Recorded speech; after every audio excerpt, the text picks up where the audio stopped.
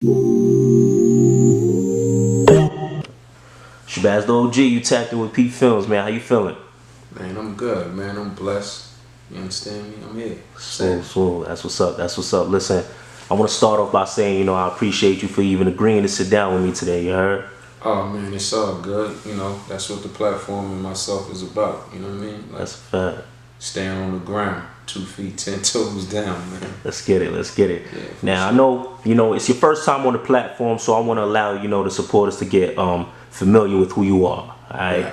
Now, we know OG, as original gangster, but I know you have a different meaning behind it. Explain no that. Question. Yeah, OG stands for offering game. Because, as a collective, everybody has their own opinions. Like, the only thing you can't really give opinion on is fact.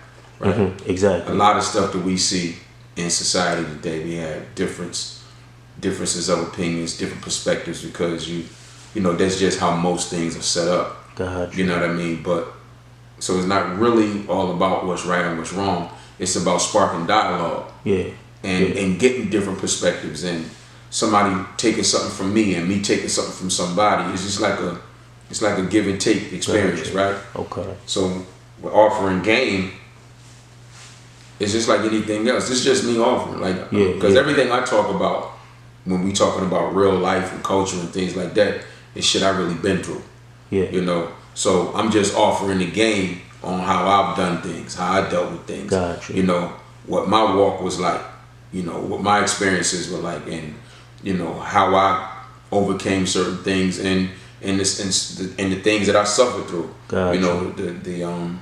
The repercussions of my decisions. You know what I'm saying? So I'm just offering game, and it's like anything else. Somebody, offer you something to eat and you're not hungry, you're gonna say, no thank you. Yeah. You wanna eat, you're gonna say, I appreciate that. Gotcha. So offering game, I just bounce this shit off the floor, man.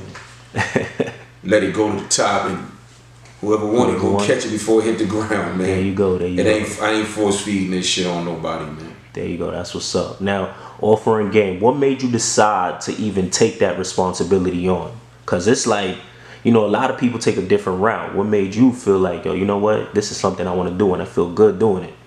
When it started to feel good doing it, because I ain't set out to do it that way. What was the initial? Initially, I was using Instagram the same way everybody else was. Okay. I jumped on the gram in 2012. Yeah. You know what I'm saying? And then I've told this story before, but I'll share it with y'all. I was in Japan. We went to Japan New Year's Eve 2014 going into 15. And that's when I started fucking with the video. Got you. At that point, that's like 15 seconds at that point, right? It was 15 seconds. And I'm standing in my room, I'm in the hotel room, you know what I mean? And I noticed it. I'm like, damn, like this, they got video. You can talk now? So I'm like, so now it's like I ain't gotta just post no pictures. Like I can talk a little shit. So I remember at the time I was like, oh damn, what I'm gonna say though? So I had just had a conversation with somebody about it was a female conversation. Maybe something along the lines of, a dude being mad at another dude about his chick or something along them lines. Yeah. And, and I picked up something like years back, probably an old pimp in Philly or something, and it said, you can't get mad at you can't be mad at the player, you gotta be mad at the game. Wow. Or mad at your girl, you know what I mean? Yeah. If I can bluff her, I can beat her. If she blinks, she'll fuck. That's a fact. You know what I mean? So wow. that was the first video I posted. so from 2015 into 2016, I was just, fucking around like everybody else, like I said. And then it was May 2016. I put up a video about male groupies. Oh, I peeped that one. That's the one Meek reposted. Yeah. And from there, bang zone. Out of here. So once the platform started catching steam, I still was like I was real edgy, I was real abrasive, you niggas and you bum bitches and you like I was like I was talking on Instagram like I talk in the street. Yeah. But then I started to get a lot of feedback and dialogue from women in my DM wanting to ask about relationships. I started getting a lot of young dudes reaching out, you know, saying that they don't got no big brother, no dad, no father figures. Like I started to realize people was really gravitating towards and hanging on to what I was saying. Mm-hmm. So then eventually I got to a point where it's like, okay, this is cool. This is cool what's going on. Mm-hmm. But then I'm like, but you don't want to turn the people off because everybody don't talk like that. Everybody don't receive that type of language. You know what I'm saying? Yeah. So I said, well, let me kind of curtail the abrasiveness. Let me kind of curtail the vow, the cussing, and the, you know, because what I didn't want to happen, I didn't want. See, we gonna keep it natural. You ain't gotta stop nothing. Bet.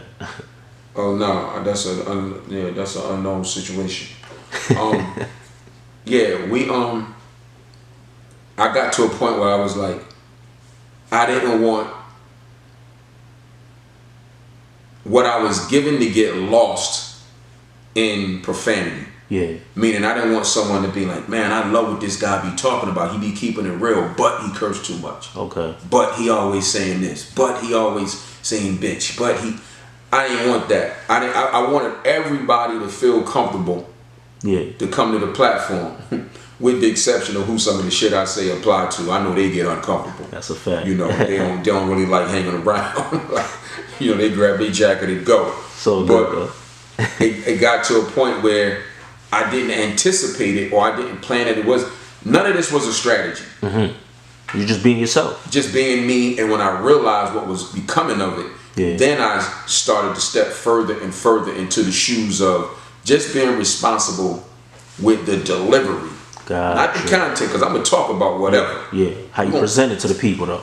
All these, it was an old Cosby Show episode when Bill Cosby said, imagine you want a steak. Yeah. You want a nice steak dinner. You know Bill Cosby with his, you get the steak and you get the mashed potatoes, and then you get you some gravy, and you get this, and you put it all together. Now you got your nice steak dinner, and then somebody deliver it to you on a garbage can lid. Yeah. Instead of a plate. You know what I'm saying? Ruins the whole situation. Yeah, it just blew the whole joint. So I wanted to make sure the delivery stayed, you know what I mean, receivable. Gotcha. And that's how I got into the space of, you know, being more responsible. So it really just took on a life of its own, man. This literally was God's plan, not mine. Real rap. That's what's up. So what you saying that now it becoming, you know, you taking it as a responsibility, offering game on IG, and Mayweather reaches out to you, you know what I'm saying, and y'all eventually team up to do the Is It Worth My Life tour. Can you talk about like what that experience was like, physically meeting him? So what happened was I didn't know he was following me. Gotcha. I didn't know he was even hip to the platform. I just happened to get a text message one day from his assistant, Kichi, who I had already been friends with. I've been in Miami 12 years. I've been knowing Kichi probably 11 of those 12 years. Okay. Right? Yeah. And I just happened to get a text message one day from her inviting me to his 40th birthday party, telling me that, you know, he likes what I do on Instagram and he wanted to meet me, and, you know, and he asked her to arrange for me to come to his birthday party out in LA. Gotcha. So that's how the introduction happened. So when I went to LA, that's where we met.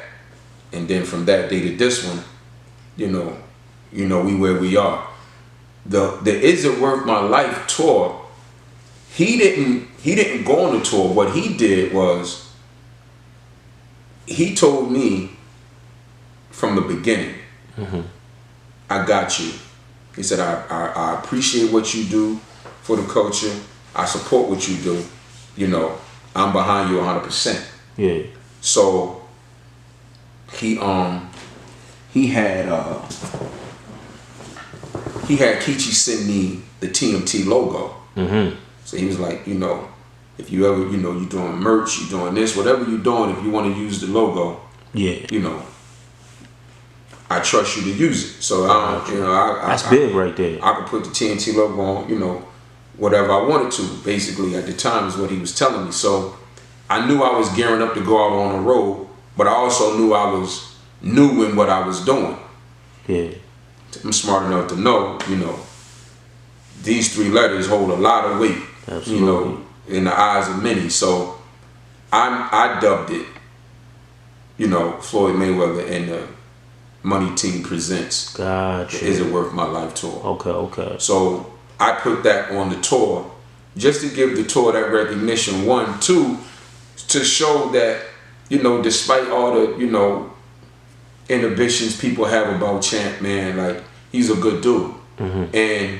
And I wanted to show that him and his brand was attached to something like what I was doing. Exactly. And it worked out, because I even had I never forget, this lady reached out to me in my DM and she said, I just want to, she said, I want to commend Floyd through you.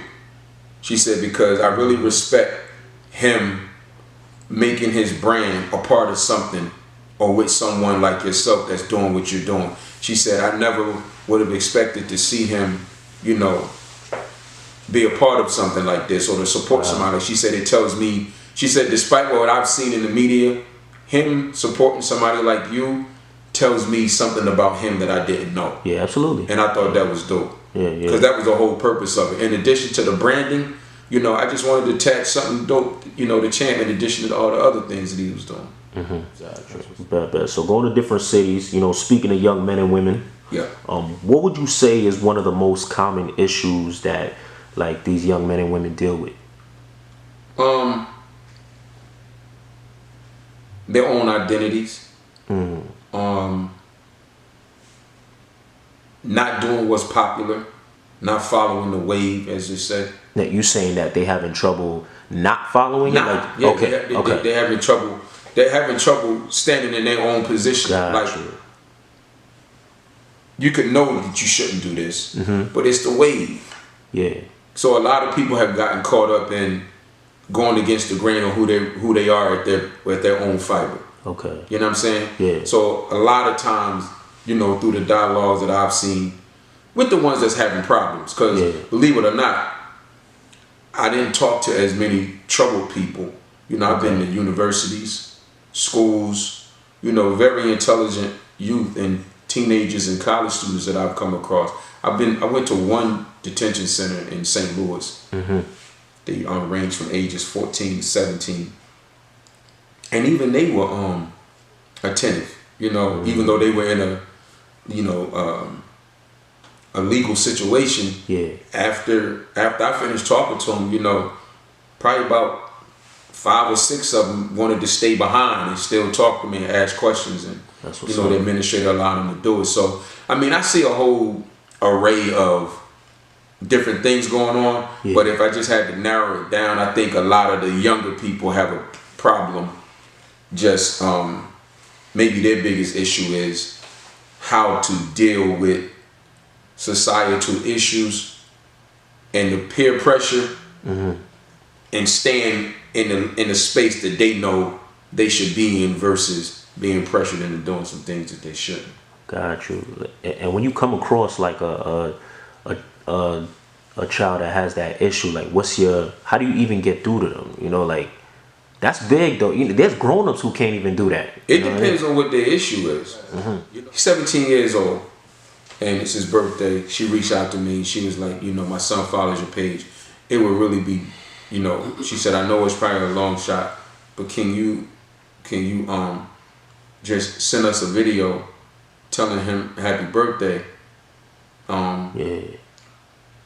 So we can put it with the other people's videos that's wishing him happy birthday.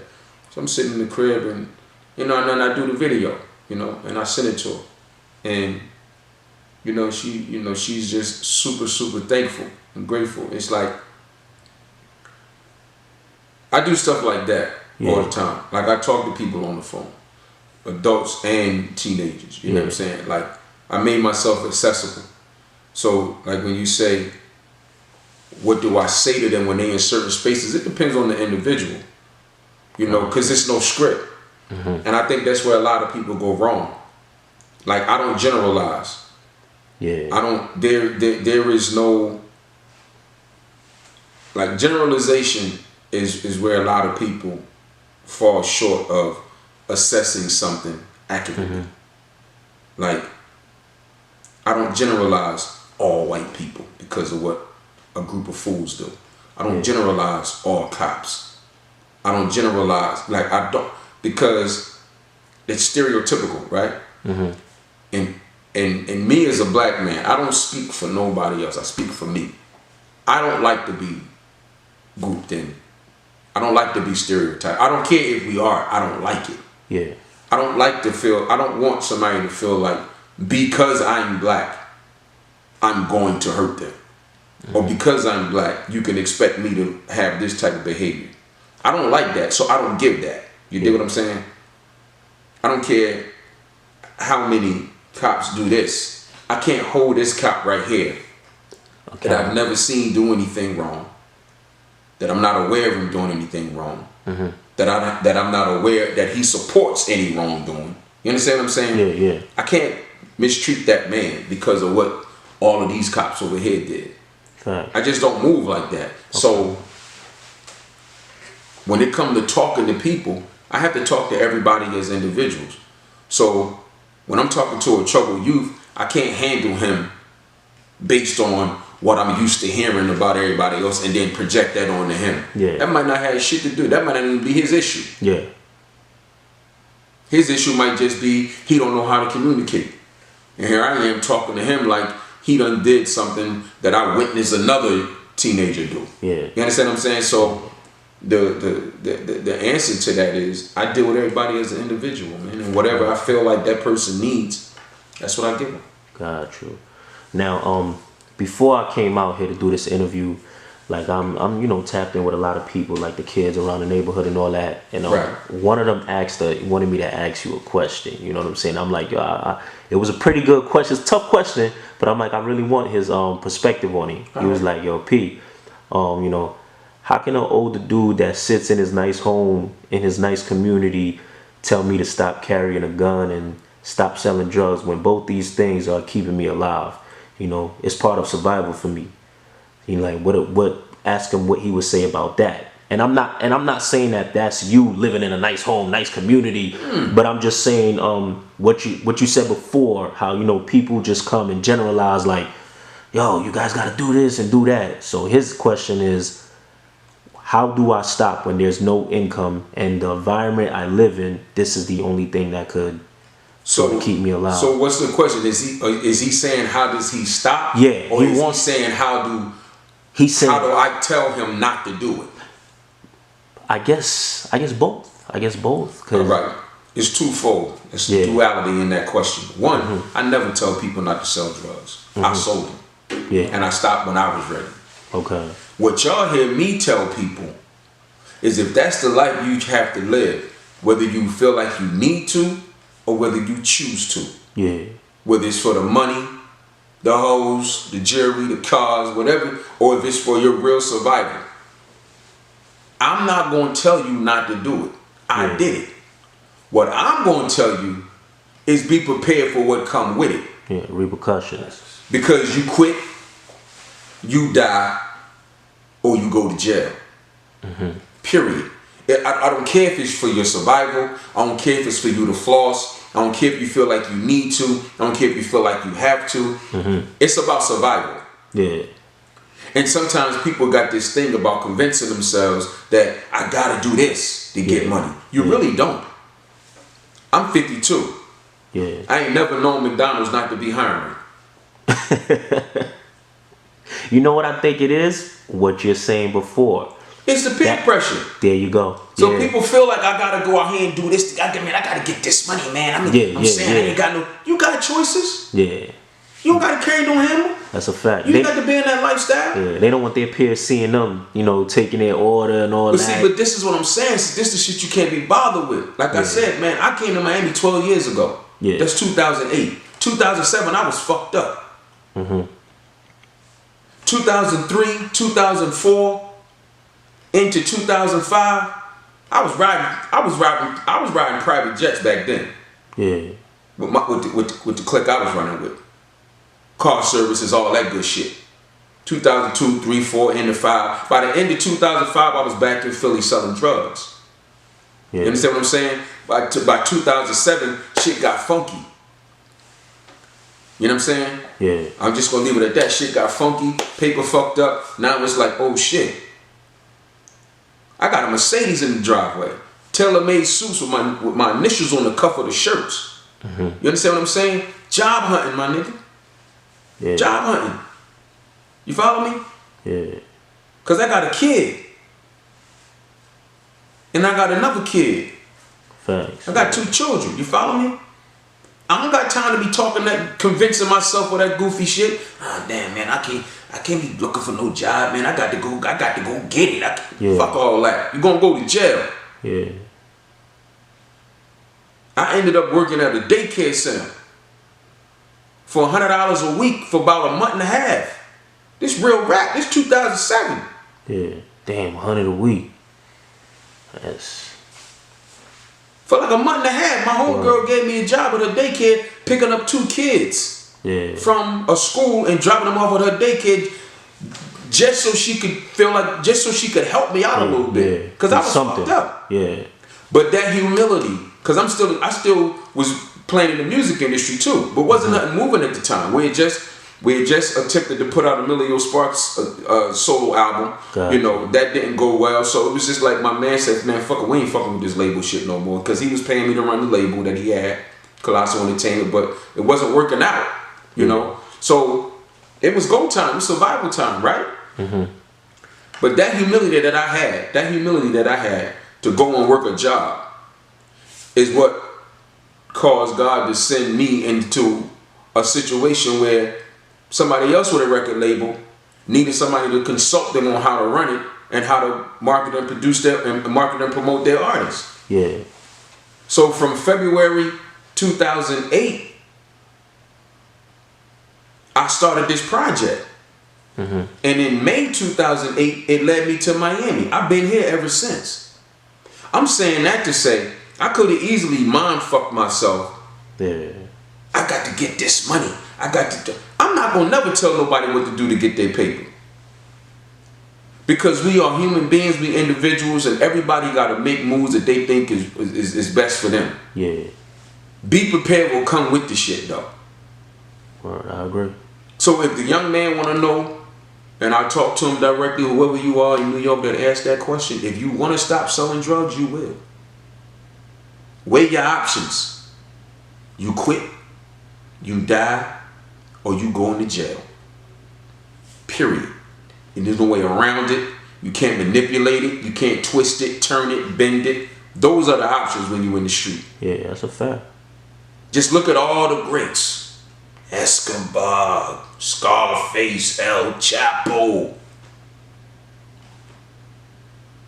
I don't know nobody yet.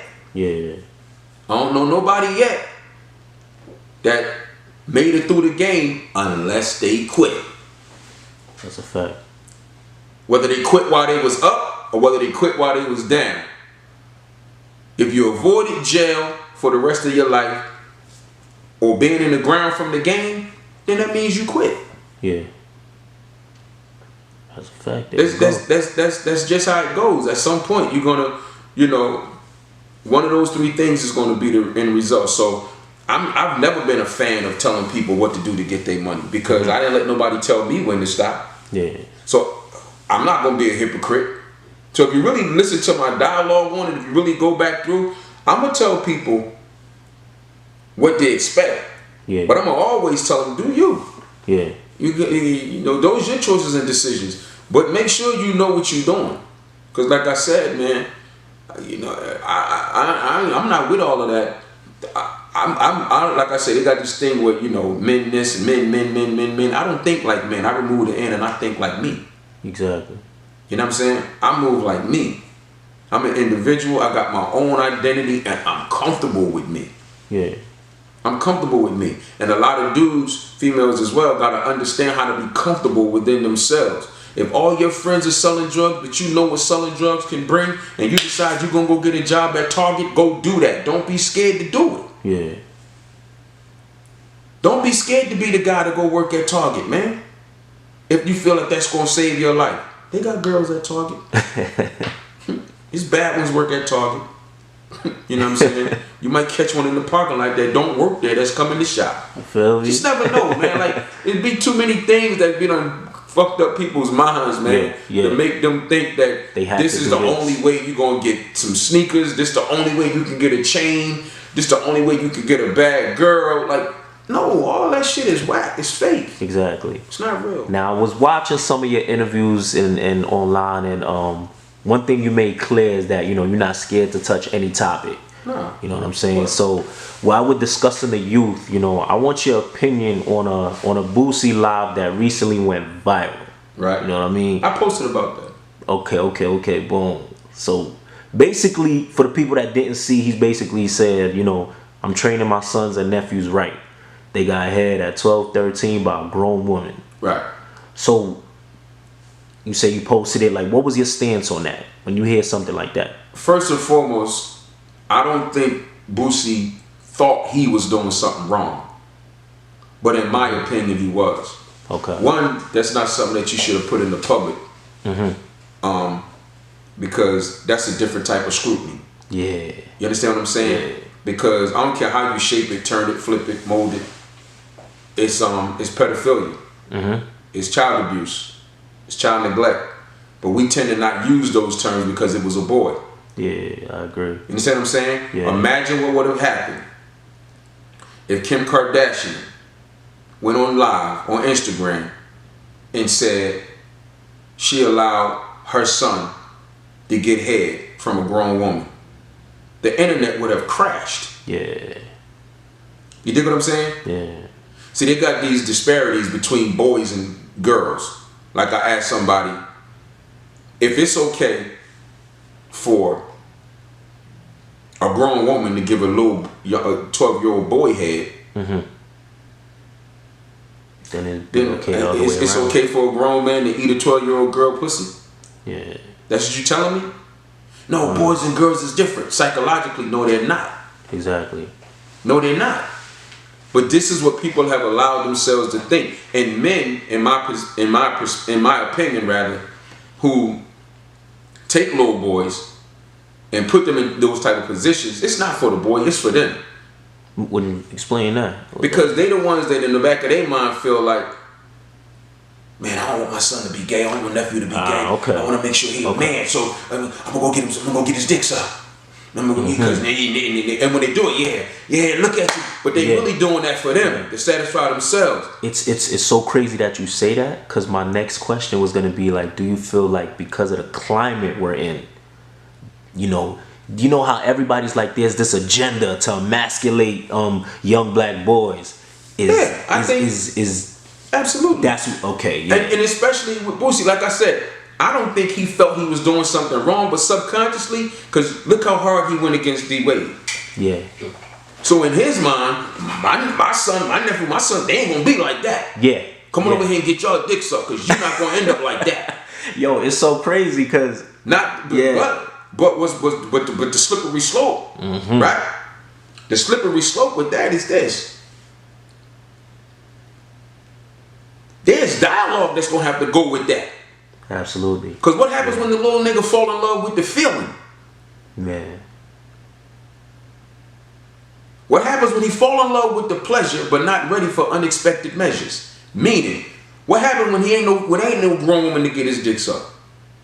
When there ain't no grown woman to suck his dick, what's gonna happen now? He gonna try to get his little sister to do it, his cousin? He gonna force a girl at school to do it? Or he gonna let a little homosexual boy do it? Yeah. Because he want the feeling. Yeah. He looking for that feeling again. Now what happens when he don't give a fuck where the feeling come from? Or how he get it? Now what? Just searching for it now. Or what happens when he grow up and still be gay? Like, you can't. Yeah. Like, that's not doing. Like I said. And then people be like, well, no, OG, you know, what if he wanted it? If he wanted it, he would have did what I did at 12. I got caught getting my dick sucked when I was 12, but I did that. Yeah. You went out. It's crazy because most, you know, I started to talk about that Boosie live, and most of the men around me, most of the dudes I know, most of the men we probably all know, their first experience was with older women. Yeah, well, mine was with somebody my age. It wasn't with an older woman, and that's cool. But again, if a 12-year-old decide he gonna go out and explore that on his own, that's different from somebody saying, "Come on, we ready to go get your dicks up." Yeah, I think a lot of your message focuses on let what you do be your decision, not really because you don't know what's gonna come of that. So you got older dudes now. No, OG, that shit, man. When I was 12, my dick got sucked by a 25-year-old girl. Yeah. You know, I'm good. Yeah, I'm good. I'm straight. Word. Yeah. I'm good. Yeah. And in all actuality, a lot of them might not be good. Yeah. And don't even know they not good. I was gonna say that. That's what it is. They might not be good. They just don't know. Because when you said falling in love with the pleasure. Yeah. A lot of that could be the reason why niggas can't be faithful, can't be, you know. Oh, man. A lot of that. It's a lot that goes into it, man. It's a lot that's gonna come from that. So when you dealing with kids, man, let them be a kid. Let them be kids. You ain't gotta rush them into that. Well, like I said, but a lot of these people, they do this to satisfy their own inhibitions and their own insecurities. It's gonna make them feel better. I agree. Yeah. Got that out the way. He got his dick sucked last night. You little man now. But now, now you feel like he a man. But then what if he start disrespecting you? That's true. What if he start talking crazy to you now? Yeah. Just gotta be careful, man. Kids are kids, and it ain't no. We can't keep going with this girl boy shit. Girls are not no different, man. Yeah. If you don't want a grown ass man sucking on your 12-year-old daughter, then you shouldn't want no grown ass woman sucking on your 12-year-old boy. Word. Now you bringing up Dwayne Wade before, you know, I have like a part A, part B question. Okay. Like, is 12 years old too young to decide you no longer want to be referred to as boy or girl? If so, if it's too young, what age would you think is appropriate? And then part B is, if your 12-year-old boy comes home and says like, yo, I don't want to be referred to as a boy no more, refer to me as a girl, how would you handle that? What's A? I get to ask me A again. A is 12-year-old too young to decide if you no longer want to be referred to as a boy or yes. girl? Okay. In my opinion, yes, because a 12-year-old mind is underdeveloped. And I'm seeing too many cases where people at young ages made that decision, sex changes and all of that, and then when they're 10 years down the line, they want to go back. A little too late for that. They want to reverse it. Yeah. You understand me? So do I think 12 is too young? Yes, I do. And what would... I'm not saying 12 is too young to realize something is going on with you and identify and all of that, but when you start making permanent, lifelong decisions at 12, I think it's too young. What would you... I mean, it's an unfair question for me to ask, but I'm only asking this because I watched the interview and watching Dwayne Wade talk about his child, and I'm like, so what age would be appropriate? I just think you should be an adult, man. Okay. I just think you should be an adult. I just think you should. And the reason why I say you should be an adult is because what happens when what we seen a lot of other people do? What happens when you decide I want to reverse this shit? Yeah, it's over. I don't want to be this no more. Yeah.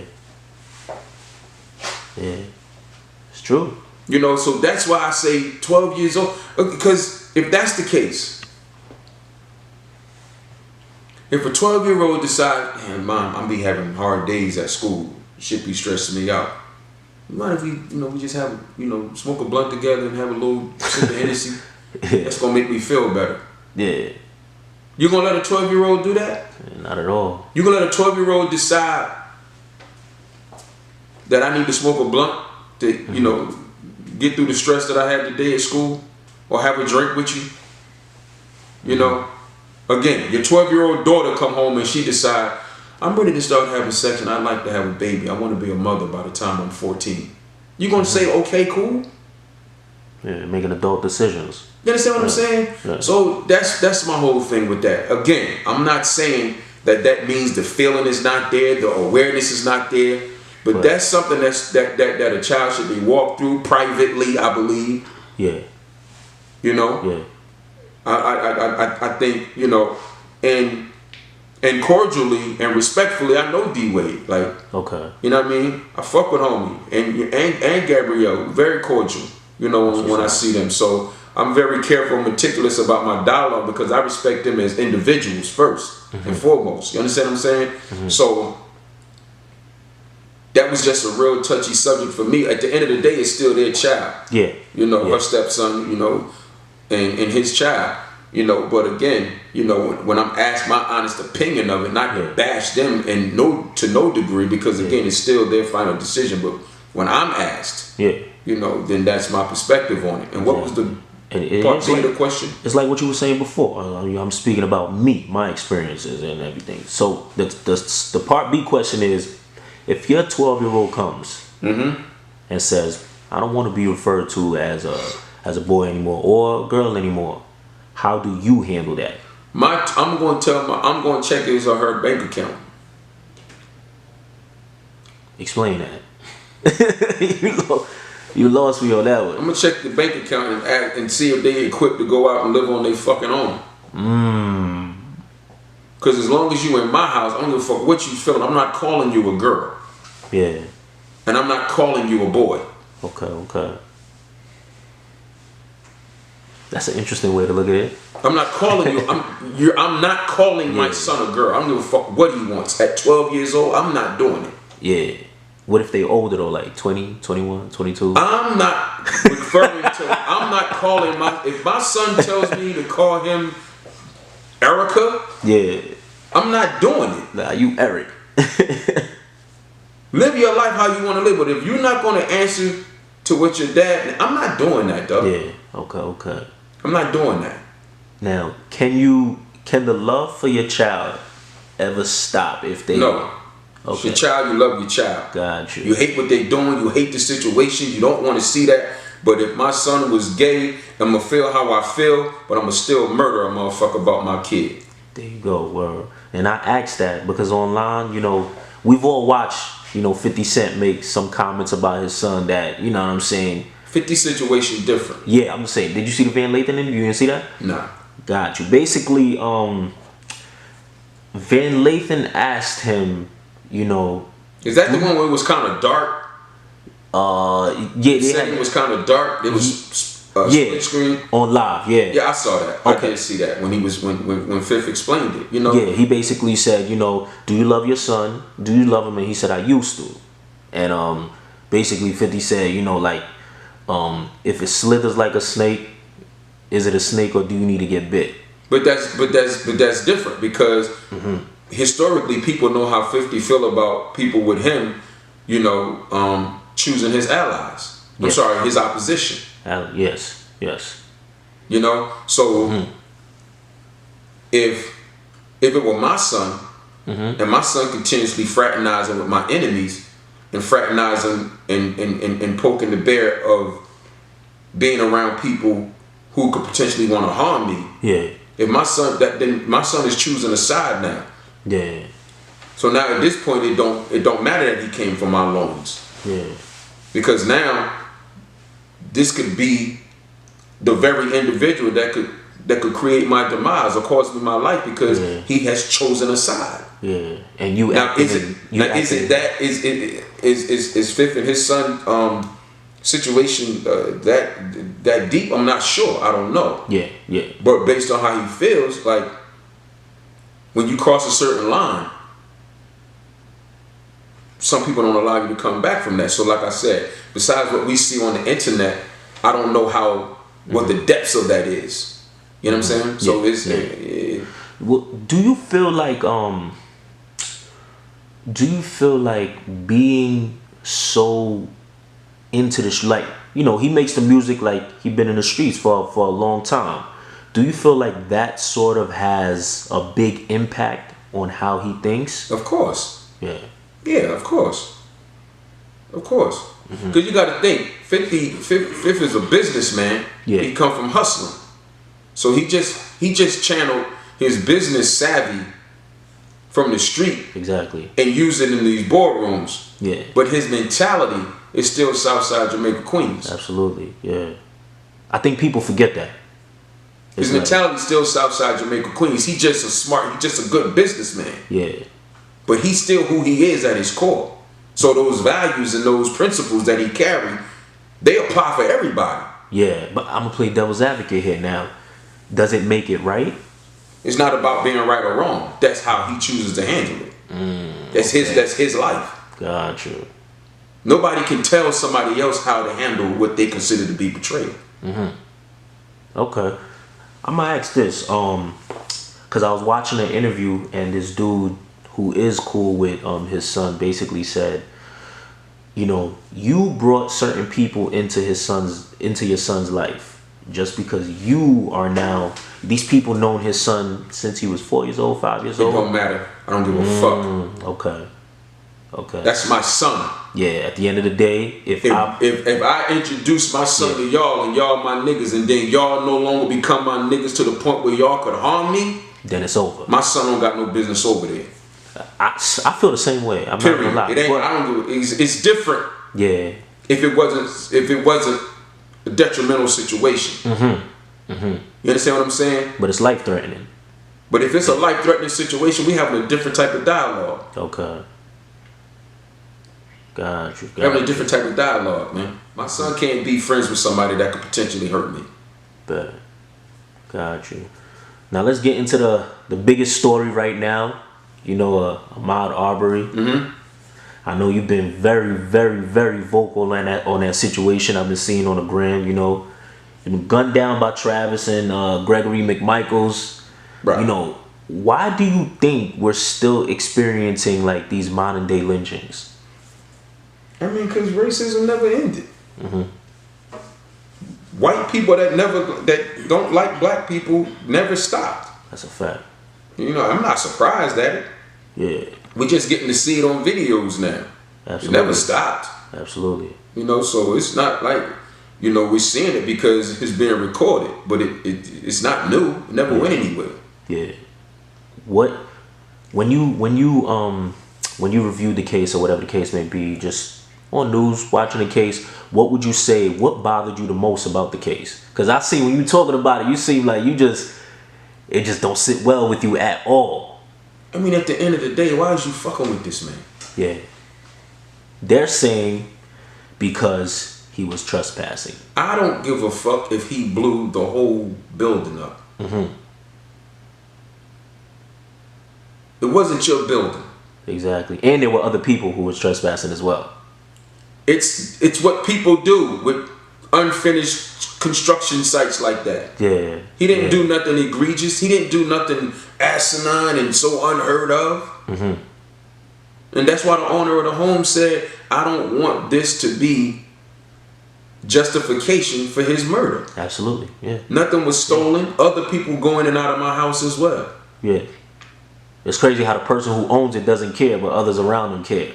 Others around him need something to say. Even these goofy ass black people that's talking about, see, I told y'all he wasn't just jogging. Y'all so quick to jump to conclusion. Like, yo, you sound fucking goofy. Yeah. So you telling me that because the man was trespassing, he deserved to die? I think we all have trespassed. Yeah. I'm just saying, he wasn't just jogging. Who says he wasn't just jogging? He could have been jogging, stopped to go in there, and started back jogging again. Yeah, and like you said, even if he wasn't, it does not warrant murder, bro. Like, that's not even an excuse at all. But the fact of the matter is, Gregory McMichael, when he was a police officer, had prior dealings with Ahmaud Arbery in some type of investigation, and he knew who he was already. Wow. He already knew this kid. I didn't know that. Wow. He knew him. But it's like he's so connected that so many people have already recused themselves from the case already. They had forced to. Yeah. I mean, and I heard something else today from someone, you know, and I'll just say it off the record because that's nothing that I confirm, but it makes sense that in that community they already had some form of a meeting, I'll call it, of what would take place if anybody black ever came into their community and did anything, crime related. Crazy. It was already understood that this how we moving. Crazy.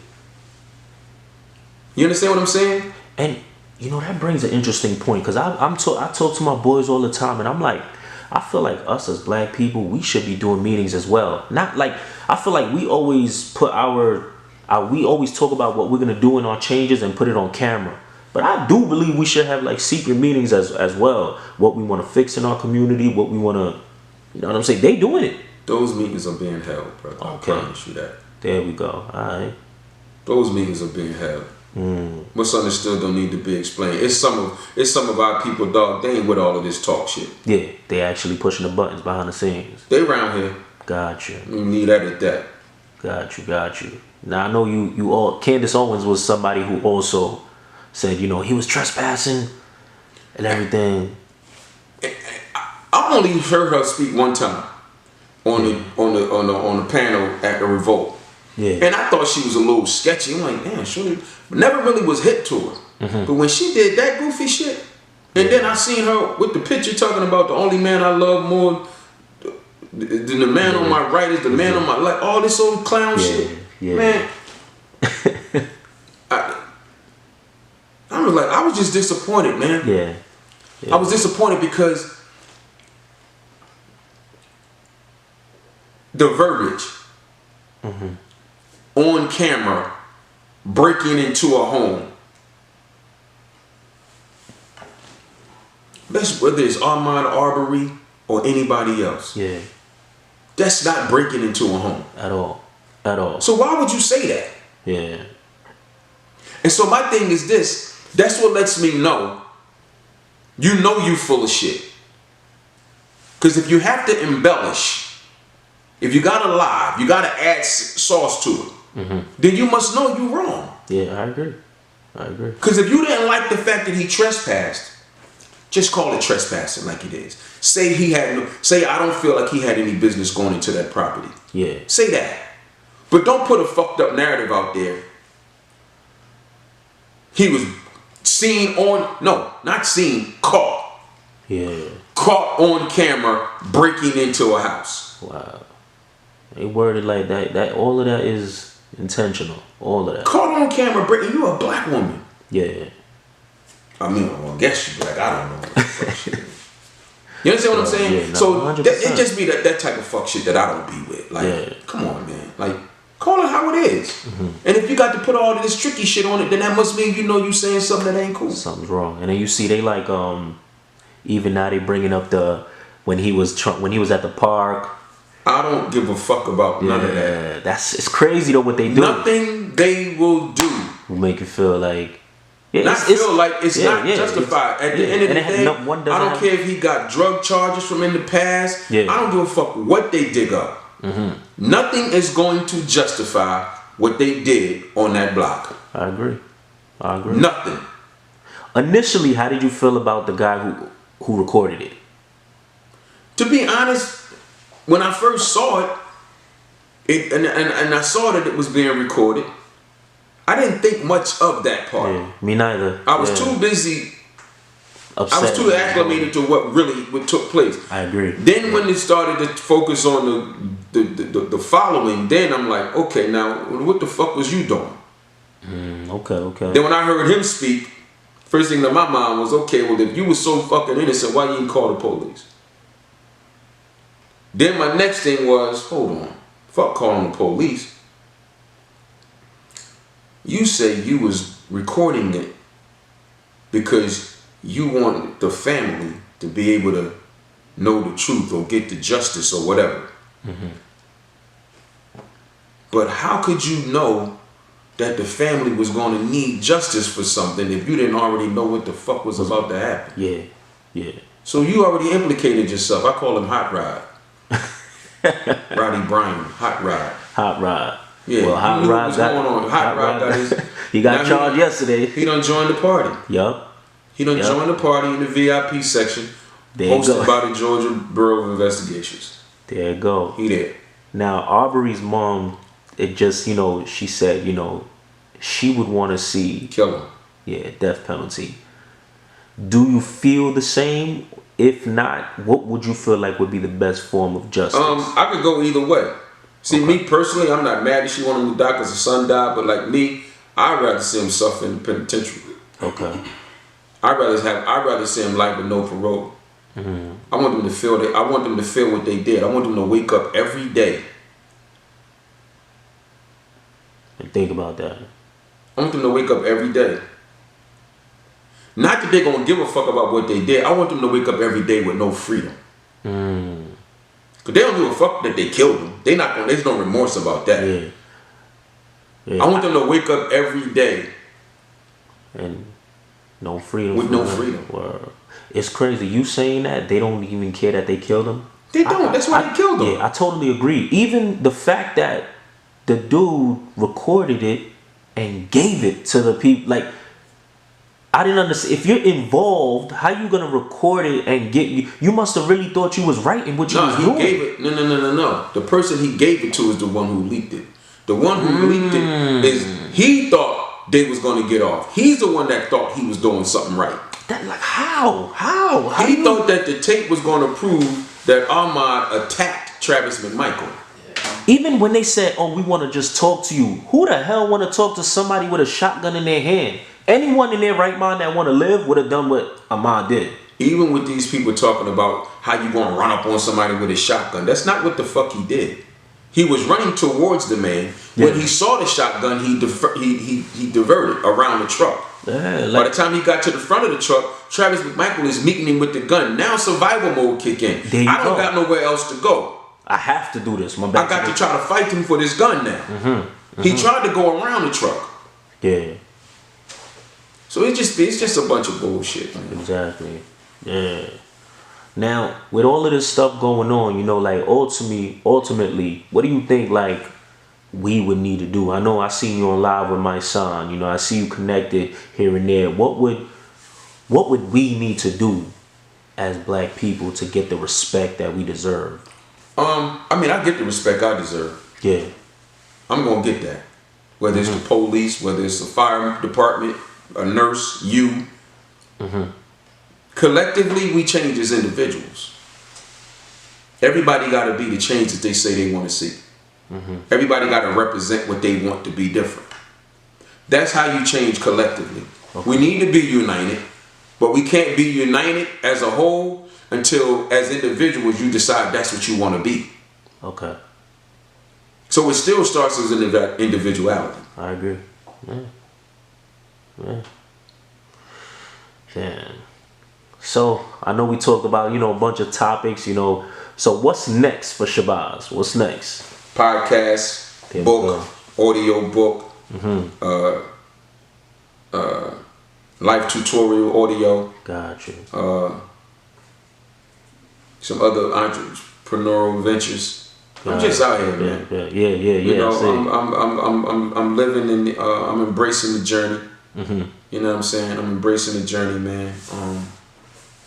What's the greatest part about this journey for you? Like, what's the one thing you could say, yo, man, this is the most beautiful thing about this journey? It was unexpected. Gotcha. Unplanned. Like, this is a true testament of when God got something intended for you, can't nothing shake it or break it. Absolutely.